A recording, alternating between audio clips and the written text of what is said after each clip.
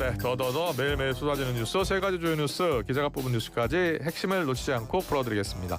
오늘도 시사저널 정윤경 기자와 함께하겠습니다. 어서 오세요. 네, 안녕하세요. 네, 안녕하세요. 첫 번째 뉴스부터 볼까요? 네, 첫 번째 뉴스는 이번이 진짜 끝입니다. 네, 이재명 대통령 네. 다주택자 양도세 유예 정말 이번이 끝이다라고 다시 한번 강조했네요. 두 번이나 강조를 했습니다. 네, 네. 이제 더는 물러서지 않겠다 이런 입장을 확실하게 밝힌 건데요. 예. 그동안 계속 유예를 좀 해왔었잖아요.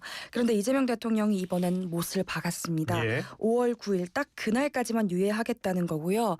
사실 시장에서 어떤 얘기가 나왔냐면 지금 지방선거를 앞두고 있으니까 선거를 앞두고 또 유예하는 거 아니야? 이런 기대감이 좀 흘러나왔거든요. 예. 그런데 여기에 대해서 이 대통령은 이런 믿음이 계속 쌓이다 보니까 정부 정책의 신뢰를 못 가지는 거 아니냐 이렇게 강하게 질타를 했습니다. 예. 그러면서 이번에는 진짜 끝이다 이렇게 두 번 강조를 한 건데요.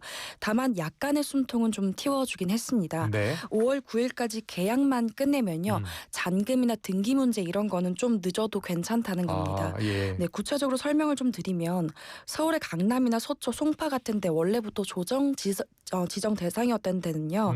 세 달 안에 잔금을 치르고 등기하면 중과세 피할 수 있다 이렇게 얘기를 했고요. 예. 또 서울의 다른 지역이나 과천, 광명 같은 이렇게 작년에 새로 조정된 지역 같은 경우에는 6달까지 시간을 좀 더 주기로 했습니다. 네. 쉽게 말해서 이제 짐 싸는 시간은 줄게 대신에 더는 미루지 마 이런 얘기입니다. 그렇군요. 네. 그런데 지금 세입자 때문에 주택을 못 파는 경우도 있잖아요. 그렇죠. 예, 그 대책도 나왔나요? 네, 이 부분도 따로 살펴보기로 하긴 했습니다. 네. 세입자가 아직 살고 있어서 잔금이나 등기 좀 밀리는 경우도 있을 수 있잖아요. 예. 여기에 대해선 이재명 대통령도 좀 공감을 하는 분위기였고요.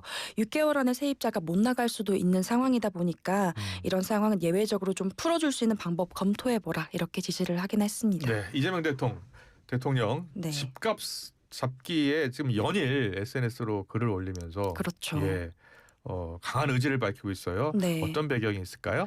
대통령 어제 이런 말을 했습니다. 주가는 오르길 바라면서 집값은 왜 못 오르게 하냐 이런 얘기 정말 많이 듣는다 네. 이렇게 얘기를 하긴 했는데 대통령의 설명은 이렇습니다. 주가는 기업 잘 되라고 오르는 거고 누가 피해보는 사람도 없다.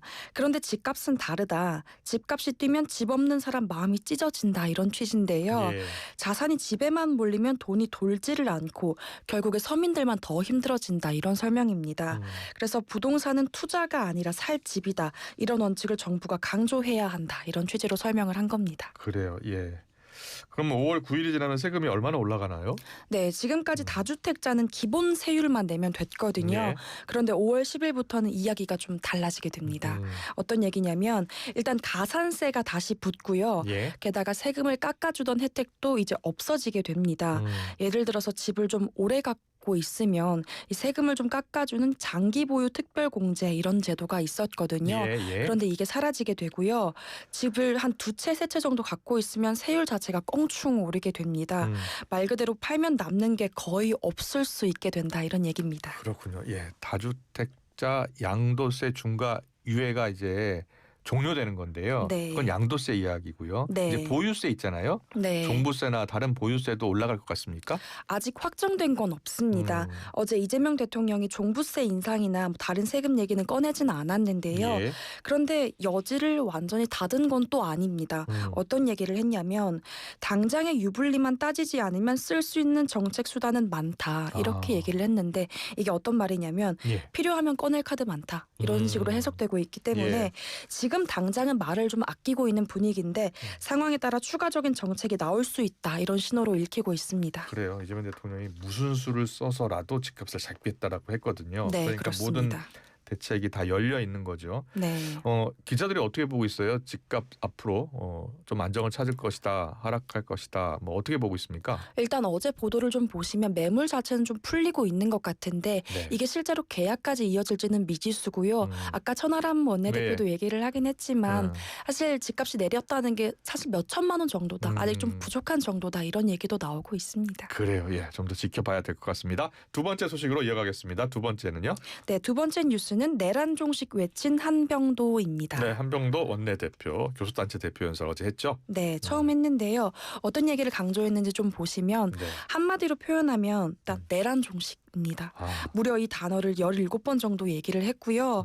한병도 원내대표 국민의힘을 향해 강하게 비판을 했는데 어떤 얘기를 했냐면 계엄 사과 진짜냐 가짜냐 이렇게 묻기도 했고요. 예. 헌법 가치를 저버린 정당이라면서 국민이 내릴 마지막 처분은 심판뿐이다 이렇게 얘기를 했는데요.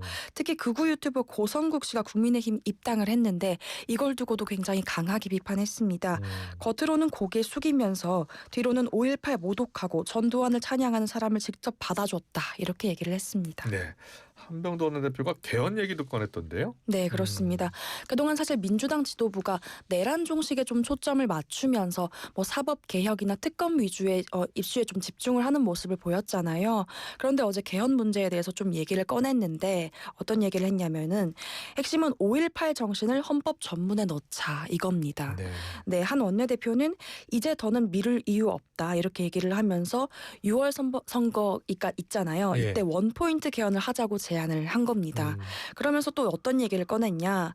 이 말만 번지르르 하게 하지 말고 주마다 달마다 입법 상황을 점검하는 민생경제 입법 상황실 만들겠다 이런 얘기를 꺼냈는데요. 네. 이런 얘기 왜 꺼냈냐면 실제로 입법 처리율이 낮은 것도 맞습니다. 한 원내대표 얘기에 따르면 처리율이 고작 22.5%밖에 안 된다 이렇게 얘기를 했는데 속내는 좀 따로 있다고 얘기가 나오고 있는데 어떤 얘기냐면 최근에 이 대통령이 어떤 얘기를 했냐. 국회 속도가 너무 느리다. 입법 속도 굉장히 느리다. 이런 얘기를 굉장히 강조하고 있거든요. 예. 그래서 이런 발언을 의식해서 한 원내대표가 얘기를 한 거 아니냐. 이런 얘기가 정치권에서 또 나오고 있습니다. 예. 어떤 배경이 됐든 이 민생경제 입법 상황실 좋은 아이디어인 것 같은데요. 네, 그렇습니다. 예, 여러분 머리 맞대서 민생경제만은 좀 합의 처리했으면 좋겠어요. 네. 어제 정청래 대표가 내세운 1인 1표제도 통과가 됐습니다. 네, 그렇습니다. 어떤 얘기냐면 예. 앞으로 당대표나 최고위원 선출할 때요. 대의원이든 뭐 권리당원이든 상관없이 모두 한 표씩 행사하게 되는 겁니다. 이게 바로 정청래 대표가 공약으로 내걸었던 1인 1표제인데요. 사실 이 안 얼마 전에도 한번 올라갔다가 부결된 적이 있었잖아요. 예. 그런데 이번에 분위기는 완전히 달랐습니다. 투표율 자체도 굉장히 높았고 찬성도 한 60%를 넘었다고 알려지는데 정 대표가 어떤 얘기를 했냐면 앞으로 개파 눈치 안 봐도 된다. 공천 기득권 없애고 당원에게 인정받는 사람이 공천받는 구조로 가겠다. 이렇게 얘기를 했습니다. 예. 정청래 대표가 1인 1표제 꼭 통과시키려고 했던 이유가 어디에 있을까요? 결론부터 좀 설명을 드리자면 예. 본인의 연임에 유리한 판을 만들기 위해서입니다. 그래요? 네, 사실 정청래 대표는 좀 현역 의원보다는 권리당원의 지지가 훨씬 강한 인물로 꼽히거든요. 예. 그런데 지금까지는 대의원의 표가 권리당원보다 좀 무거웠기 때문에 이런 걸 손질하려고 하는 게 아니냐 얘기가 나왔고요. 예. 사실 예를 들면 대의원 한 표가 권리당원 20명 몫에 해당했던 경우라서 사실 이번 1인 1표제 통과로는 그 무게가 좀 같아졌잖아요. 예, 예. 그래서 사실 지난 전당대회도 좀 보시면 정 대표가 대의원 투표에선 좀 졌는데 권리당원 투표에선 2배 넘는 표를 얻은 적이 있었어요. 예. 그래서 이 제도가 정 대표의 연임 도전이 예상되는 상황에서 정 대표가 그런 판을 깐 게 아니냐 얘기가 나오고 있습니다. 네. 정청래 대표는 이 국민 주권 시대에 네. 당원 주권 시대가 열렸다. 그리고 1인 1표제로해서 이제 개파 정치도 청산될 것이다라고 강조하고 나섰습니다. 네. 자, 조국 혁신당과의 합당 논의는 어떻게 되고 있습니까? 조금 더 탄력을 받을 걸로 보입니다. 예. 왜냐하면 사실 이번에 당원 개정이요. 단순히 제도를 손질하는 게 아니라 사실상 정 대표에 대한 재신임 투표였다. 이런 얘기까지 나오고 있는데 예. 앞서서 좀 찬성이 과반 넘었고 투표율도 좀 높았다고 설명을 드렸잖아요. 그러면 정 대표 입장에서는 봐라. 당심은 내 편이다. 이렇게 생각할 수도 있게 된다는 겁니다. 네. 이제 앞으로 정 대표는 이 힘을 바탕으로 합당 드라이브에 본격적으로 시동을 걸 걸로 보입니다. 네. 잠시 뒤에 민주당 한준호 의원과 함께 더 자세한 이야기 나눠보겠습니다. 세 번째 뉴스로 이어가겠습니다. 세 번째 뉴스는요. 네, 세 번째 뉴스는 의원에게 어따 대고입니다. 이거 들었습니다. 이 국민의힘 의총에서 거친 언사로 맞붙었던 정성국 의원, 조광한 최고위원이 설전 벌인 거죠. 네, 그렇습니다. 예. 상황을 좀 쉽게 설명을 드리자면 정성국 의원 어제 페이스북을 통해서 상황을 이렇게 설명을 했습니다. 의총장에 원외 최고위원이 참석한 것 자체가 매우 이례적이었다. 예. 나를 포함한 몇몇 의원이 여기에 대해서 문제 제기를 했던 거다. 그리고 조 최고위원이 의총장 나서면서 야 인마 너 나와 이렇게 손가락질을 했다고 주장을 했습니다. 예. 여기에 대해서 본인은 그런 뒷골목식 언사에 강하게 항의를 했는데 막말은 하지 않았다 이렇게 주장을 했거든요. 예. 그런데 조광한 최고위원의 입장은 좀 다릅니다. 설명을 예. 드리면 예. 야 인마 이런 표현을 하지 않았다는 거고요. 예. 오히려 정성국 의원이 이게 국회의원에게 어따 대고 이런 말을 하면서 고성을 질렀고 본인은 그 자리에서 밖에 나가서 얘기 좀 하자 이렇게 제안했다고 주장을 했습니다. 그래요. 예. 그런데 지금 국민의힘 원외 당협위원장들이 정성국 의원을 비판하고 나섰습니까? 네, 그렇습니다. 어제 그만큼 상황을 좀 심각하게 받아들였다 이런 걸로 보이는데 예. 국민의힘 원외 당협위원장들이 있거든요. 전국에 한 140명 정도가 있다고 알려지는데 여기에 80명 정도가 성명에 이름을 올렸습니다. 네. 제가 어제 그중에 한 분과 좀 만나서 얘기를 나눴는데 예. 왜 같은 당 의원인데 뭐 대화로 풀지 않고 성명까지 내게 그러니까요. 됐냐. 예. 어떤 점이 가장 분노한 지점이었냐 이렇게 물어봤는데 예.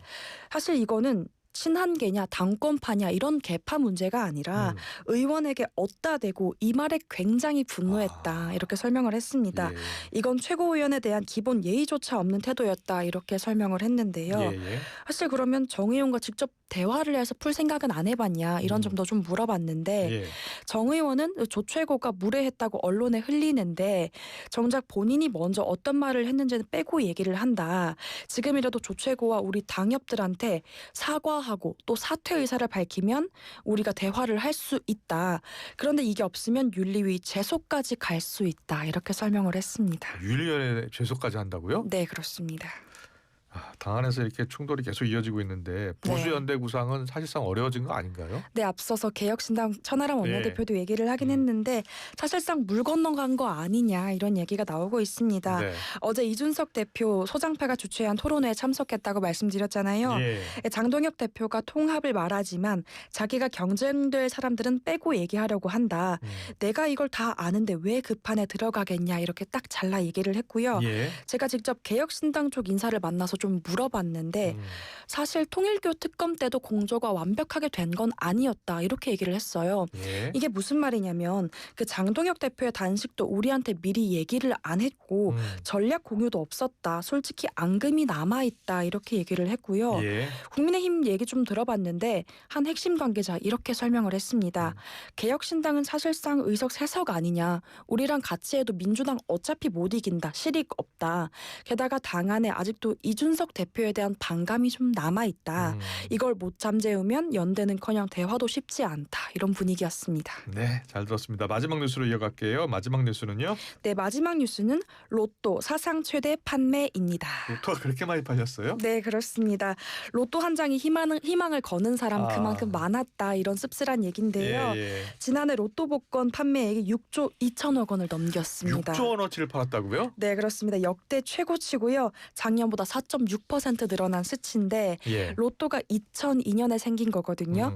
근데 이후로 이제 연간 판매액 6조 원 넘긴 첫 해가 되긴 했습니다. 네. 그런데 당첨금은 줄었다고 해요? 네, 일단 많이 팔리긴 했는데요. 예. 당첨금은 가장 적었습니다.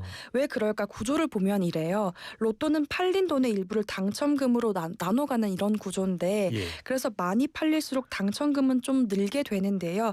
그만큼 당첨자도 많아져서 1인당 몫이 좀 줄어들게 되는 겁니다. 아, 그렇게 되는 거군요. 예. 그런데 이 로또 네. 맞을 확률이 너무 적은 거 아니에요? 네, 그렇습니다. 요즘엔 로또 사실 1등이 돼도요. 서울에 집 한 채 사기 어렵다 이런 얘기가 나오는데 예. 그래서 인생 역전 아니고 인생 여전이다 이런 얘기도 나오는데요. 예. 왜냐하면 지난해 그 로또 1등 평균 금액이 14억 원 정도 세금 떼면 그 정도로 나오는데 지금 서울 집값 보시면 뭐 20억 넘는다 30억 넘는다 이런 얘기 나오잖아요. 예. 그래서 로또 맞아도 회사는 계속 다녀야 한다는 말 요즘에 괜히 나오는 말이 아닙니다. 그러네요. 당첨도 어렵고 또 1등 돼도 집 사기가 어려워졌습니다. 잘 들었습니다. 시사저널 정윤경 기자입니다. 고맙습니다. 네, 감사합니다.